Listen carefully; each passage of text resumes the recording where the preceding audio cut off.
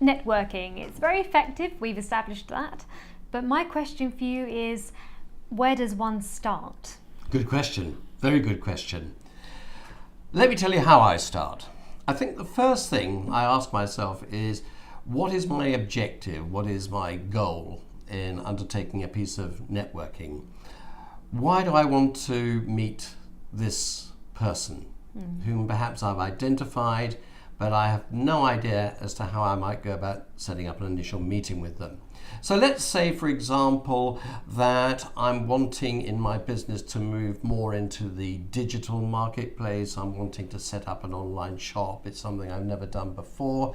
I can read all about it. I can acquire information from YouTube, from the internet. However, there's nothing better than perhaps hearing it from someone who's done it before and has expertise in that area. And it might well be that I can contribute expertise to them in terms of my experience when it comes to the world of training and development.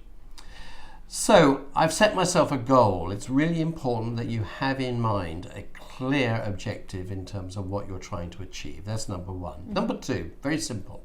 Take a pad of paper, pen, and jot down the names of all the people you currently know that would be relevant to contacting this person.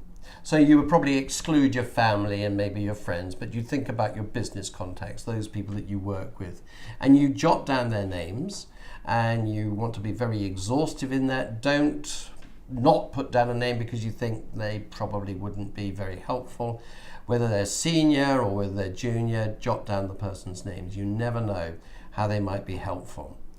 And then, having identified these people, have a discussion with them because you work with them and say, look, what I'm trying to do is meet someone that could really help me in this area. Do you have any ideas? And they may or may not. And if they do, you note the person's name, and then you can say to the individual, would you feel comfortable in giving me an introduction to that person? Maybe send them an email, mention my name. Next time you meet them, perhaps mention me. If they say yes, then that's fine. You've got your warm introduction. If they say, no, I don't think I'd be really comfortable with that, then you would maybe go on LinkedIn. You'd look up the individual, find out a bit about them. You'd send them a little message saying, would you like to connect with me? This is who I am. And hopefully they will say yes. And then, having said yes, you'll say, oh, it'd be really good to have a Skype call with you. Would you have the time to do that? And then you do that. You have a little bit of an introduction about yourself. And then as a result of that, you say, why don't we meet up, have a coffee together? When might you next be in the area or in London or what have you? And that's the way that you initiate, if you like, a direct contact with that person in order to get to meet them. So let me just pause there. That's the way I would start. Any thoughts about that? Any feelings about that? You could tell I had a burning question, Yeah. couldn't you? Well, my thoughts are, if you're going through LinkedIn or other methods like that, do you think maybe that's playing it a bit too safe? It might be. And you could, obviously, as a result of talking to this person, I mean, let's say they don't want to affect the personal introduction, you could say, well, could you give me their email? And then you could email the individual, introduce yourself very simply by saying who you are, what you do, and you would like their advice. Oh. Really important that when you approach someone for the first meeting, you do so on the basis you would value their advice. Would they be able to give you some time over the telephone or in a meeting to help you with an issue that maybe you are wanting some fresh insight into? Asking people for advice is a really, really good way to set up a meeting.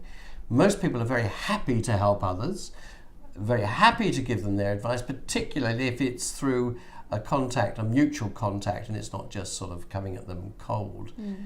And then I would use that and I would email them and maybe follow it up with a telephone call, and hopefully one can then get to meet with them and start the discussion. So I don't know, how would you feel about that?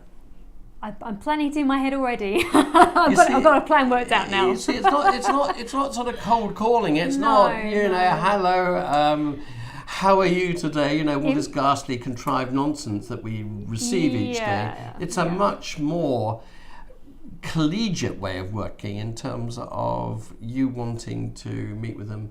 For that reason, you want their advice, and at the same time, obviously, hopefully, you would insinuate that maybe you've got something that you can bring to them that might be helpful. You then have a meeting, and then you genuinely have to say, look, this is what I'm doing, setting up a digital business. Would you have any views on that? This is where I'm at, and so on. And then as a result of them giving you your opinion, you can reciprocate by saying, and is there anything I could help you with? My area of work is involved in this. Do you have any areas that you're concerned with? And then you can go away and do things and get back to them, as well as them go away and get back to you. And then the relationship is beginning to move on in a perfectly sound and sensible way. Well, I think that's my fear eliminated. Good. Well done. So you can get started. Yeah, thank you so much. Okay, that's brilliant.